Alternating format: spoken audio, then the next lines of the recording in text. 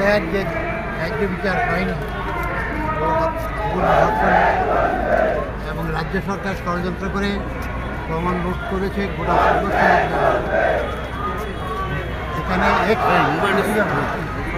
Medical কলেজের তিনি যে মূল কাল্প্রিট পাবলিক জানে, তার সাথে তার সহযোগীরা ছিল, সঞ্জয়কে যে তারা করিয়েছে তারা নিজের ইনভলভ প্রমাণপত্র কেন্দ্রীয় সরকারও তার নিজের স্বার্থে পশ্চিমবাংলায় যে ব্যাপক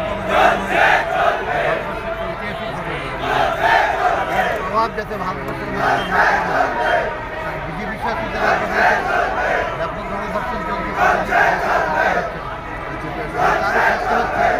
এই আন্দোলনের ফলে জনগণ জয়লাভ করুক এটা চাইছে না। না, এই মহামিছিল আগের থেকে বিচাইনি। এর সাথে শুধু অভয়ার ধর্ষণ খুনে যুক্ত না, মূল্যবৃদ্ধি, শিক্ষার প্রশ্ন, কর্মসংস্থানের প্রশ্ন,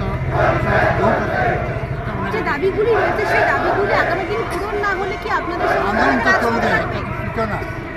এরপর আন্দোলন চলতে থাকবে।